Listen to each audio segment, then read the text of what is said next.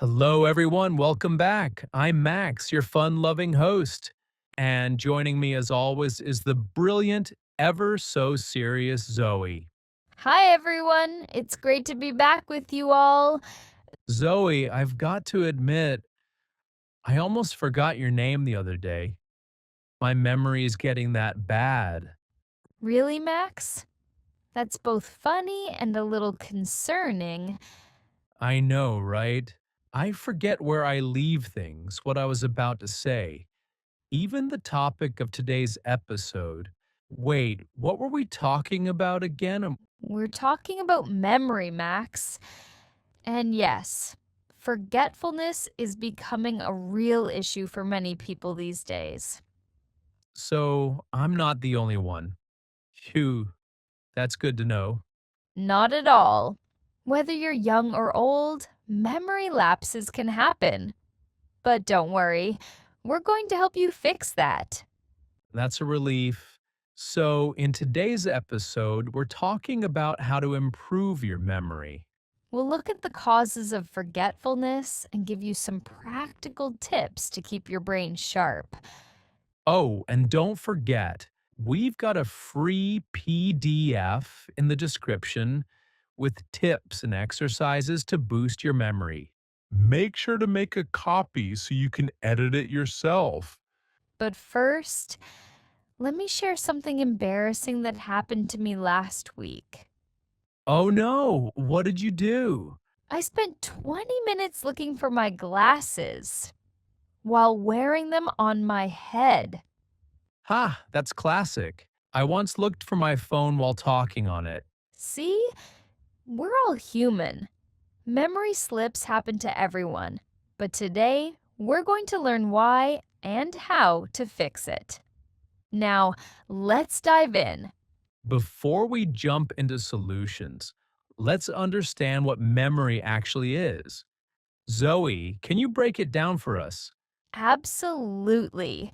Memory isn't just one thing, it's actually made up of three main types: sensory memory, short term memory, and long term memory. That sounds complicated. Can you give us an example? Sure. Sensory memory is like when you hear a song and it sticks in your head for a few seconds. Short term memory is remembering a phone number long enough to dial it. And long term memory is remembering your childhood birthday parties. So when I forget where I put my keys, which type of memory is failing me? That's usually short term memory. You put your keys down but didn't really pay attention to where, so your brain didn't encode it properly.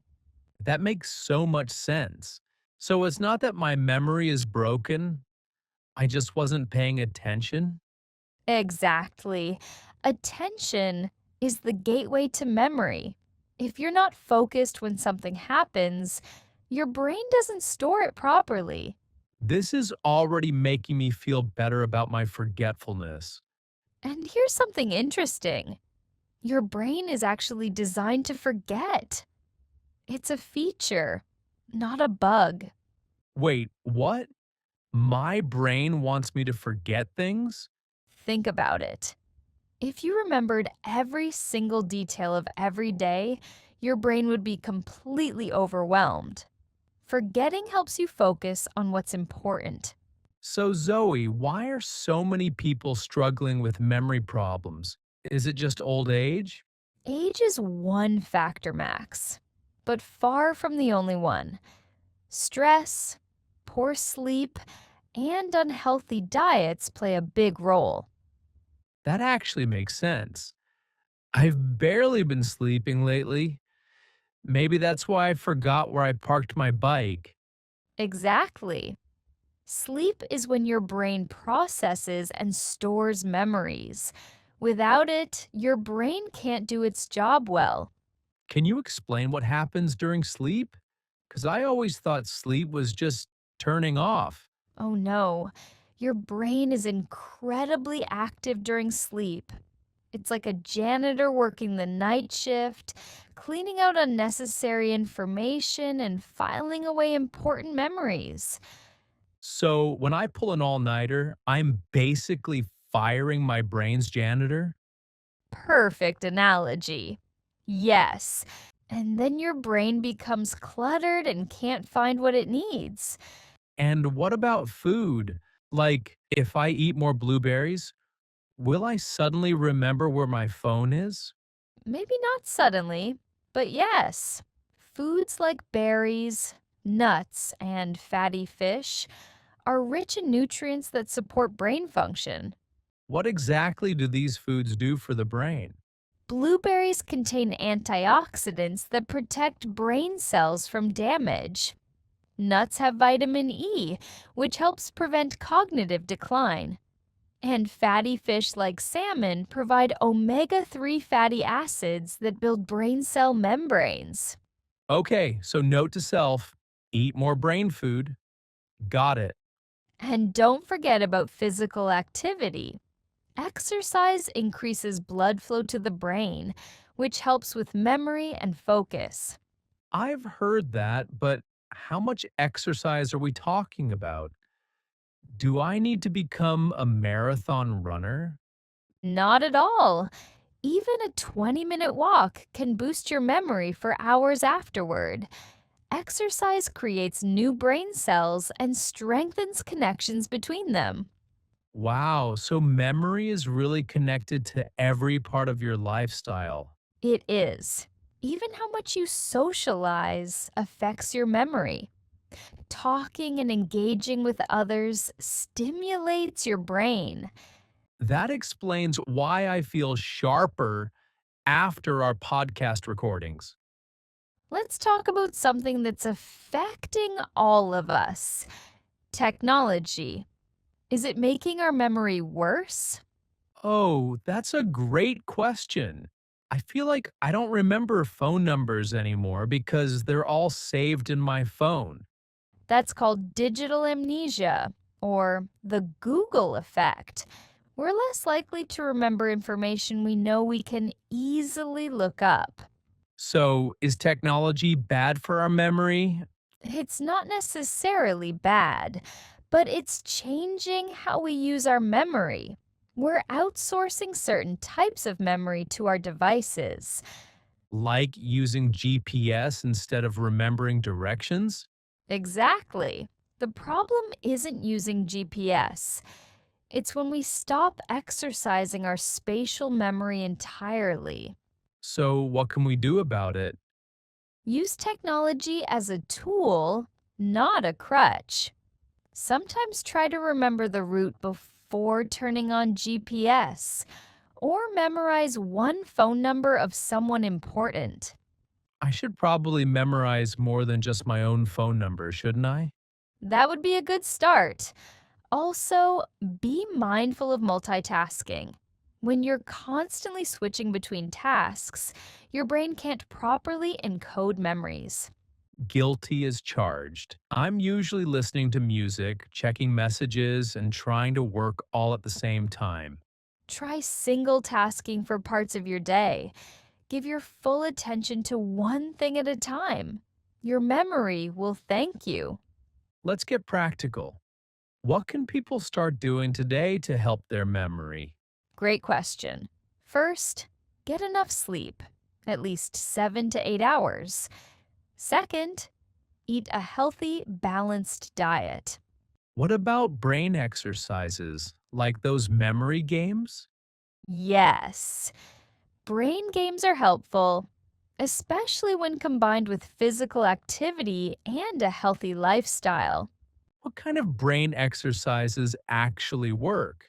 Puzzles, crosswords, learning a new language, playing musical instruments, or even trying new routes to familiar places. And staying organized too, right? Because when my desk is messy, my brain feels messy too. Exactly. Organization helps your brain focus. Using a planner, making lists, and keeping a tidy space all help. Another one I've heard is mind mapping. Can you explain that? Sure. Mind mapping is drawing out ideas to help you visually connect concepts. It's a great way to study or plan. I think I need to make a mind map just to remember everything we've said today. That's actually not a bad idea. Visual memory is often stronger than just hearing or reading information. Let's dive into some specific memory techniques that anyone can use. Yes, I love practical tips. What's the first one? The chunking method. Instead of trying to remember a long string of numbers, break them into smaller chunks. Like how phone numbers are already chunked for us? Exactly. 555 123 4 567 is much easier to remember than 555 123 4 5 6 7. What about the memory palace technique I've heard about? Oh, that's a powerful one. You imagine walking through a familiar place, like your house, and associate each thing you want to remember with a specific location. That sounds complicated. Can you give us a simple example? Sure, say you need to remember to buy milk, eggs, and bread. Imagine walking into your house.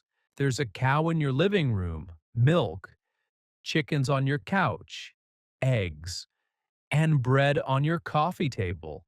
That's so weird, it might actually work. The weirder and more vivid the image, the better you'll remember it. Our brains love unusual, emotional, or funny information. What about the repetition method?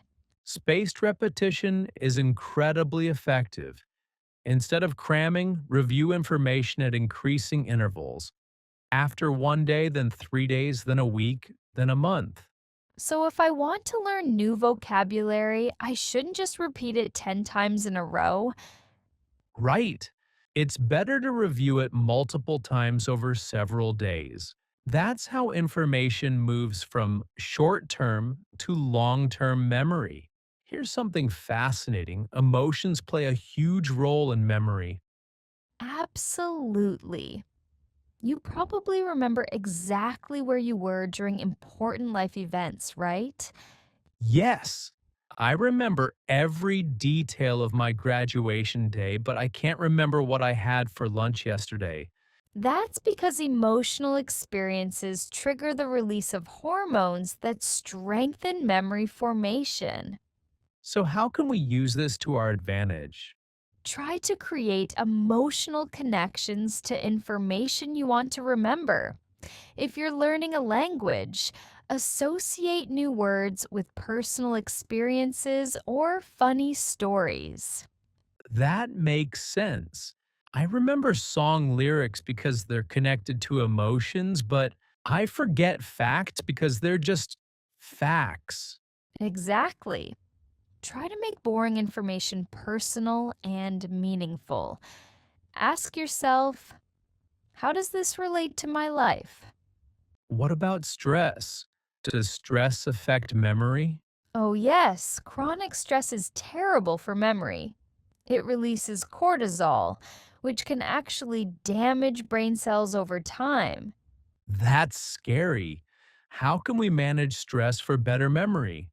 Meditation, deep breathing, regular exercise, and good social connections all help reduce stress.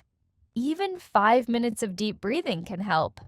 Let's bust some common memory myths. Max, what's one thing you've always believed about memory? I always thought that if you have a bad memory, you're stuck with it, like it's genetic and can't be changed. That's a big myth. While genetics play a role, memory is incredibly adaptable. You can improve it at any age. Really? Even if you're older? Absolutely. Scientists call it neuroplasticity. Your brain can form new connections throughout your entire life. What about the myth that we only use 10% of our brains?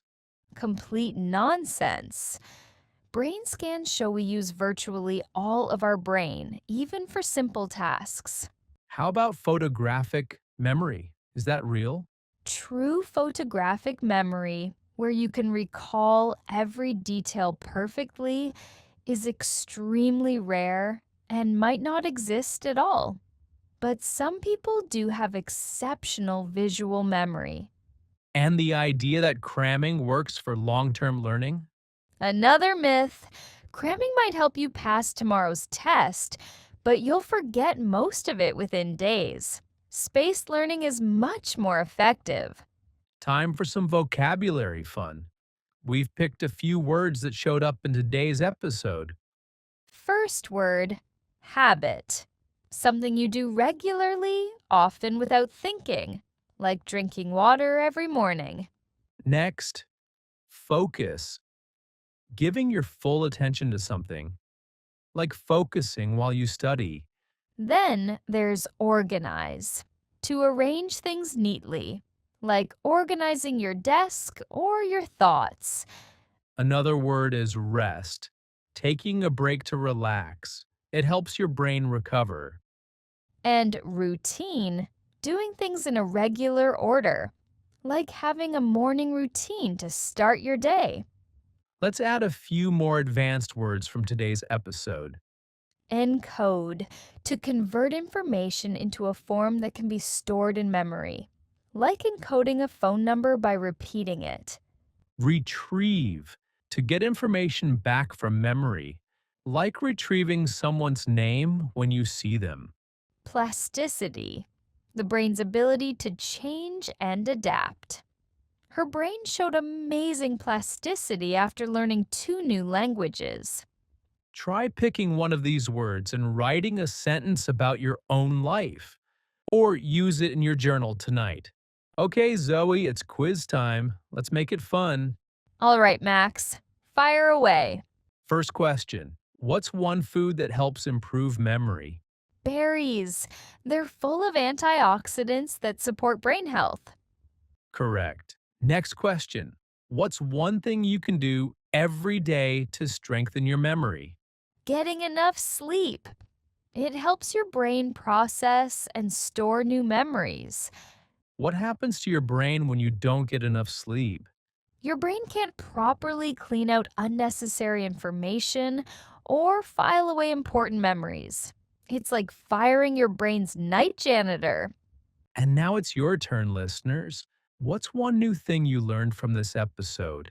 And what's one small change you can make to help your memory today? Let us know in the comments. Here's a challenge for this week. Try to memorize one phone number of someone important to you. And practice the chunking method we talked about to make it easier. Before we wrap up, let's help our listeners create a simple memory improvement plan. Great idea. Where should someone start if they want to improve their memory? First, assess your current habits. Are you getting enough sleep? Eating brain healthy foods? Managing stress? So, it's not just about doing memory exercises, it's about overall health. Exactly. Your memory is connected to your entire lifestyle. Think of it as a foundation. Sleep, nutrition, exercise, and stress management. What's one small change someone could make this week? Pick just one area to focus on. Maybe it's going to bed 30 minutes earlier or taking a 10-minute walk after lunch or trying one new memory technique. I love that approach. Small changes are more sustainable than trying to overhaul everything at once. And be patient with yourself. Memory improvement takes time, just like building muscle. Wow, we covered a lot today, from brain foods to sleep habits to brain games. Improving your memory doesn't have to be overwhelming. Start with one change at a time. And don't forget, We've got a free downloadable PDF filled with extra tips and fun exercises to help you practice. Make sure to check the description and make a copy of the file so you can use it as your personal memory plan. Also, if you've got a favorite memory boosting trick, share it in the comments. We'd love to hear what works for you, and other listeners can learn from your experiences too. Remember, everyone's brain is different, so experiment and find what works best for you. And be kind to yourself when you have memory lapses. They're normal and human. Until next time, stay sharp, stay curious, and keep learning. We'll see you again soon. And hey, if you remember one thing from today's episode, make it this. Your memory can improve at any age with the right techniques and lifestyle choices. Now go out there and give your brain the care it deserves.